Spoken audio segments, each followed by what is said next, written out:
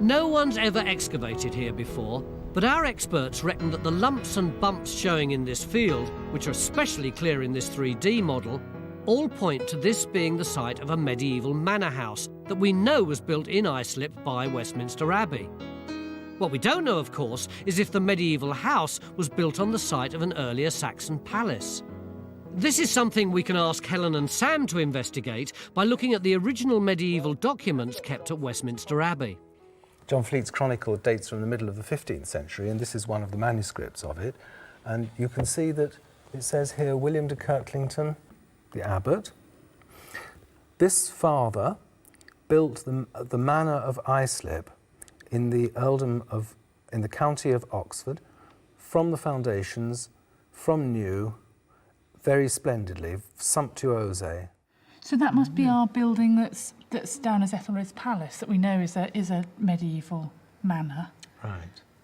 So we know it's. So what do we know archaeologically? We know it's very splendidly built, newly built. From the foundations, and it dates from between 1315 and 1333. Well, for once, the archaeology is agreeing with the documents. There's no Saxon palace in this field. But what we have here is a chance to investigate a forgotten medieval manor house that's very much part of the story of Westminster Abbey and medieval Islip. As you come along here, the most important thing is we've actually got part of the wall that runs around the outskirts of the manor.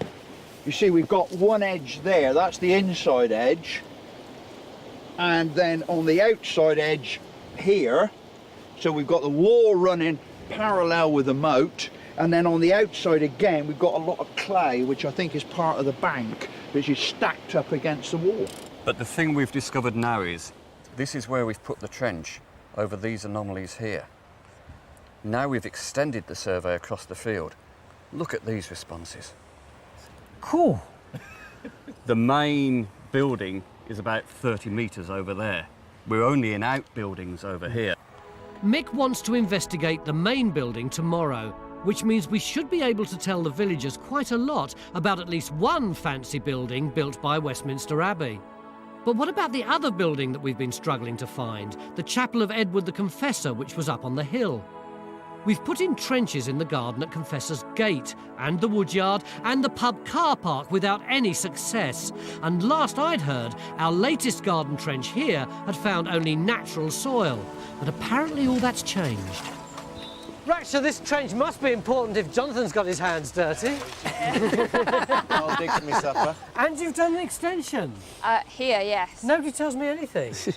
Could it be the chapel? Do you know, I think it can. And the reason I say that is because it's roughly where Stuart had mapped it. We've got a wall coming down here. It's cut into this, see the shade of mucus there in the clay. That would be the outside of it. That's the inside. The wall thickness is about right. If that's the north wall, this is the west one, then we're looking for a door just the other side of the garden wall. So it could be this corner here, look. Northwest corner like that. Yeah. Raksha, who's queen of the dig? Me! Hello, my name's John Gator. Time Team is fan-funded by Patreon. This vital support helps us to make new episodes. Joining Patreon gives you access to exclusive interviews, 3D models and masterclasses, plus lots more.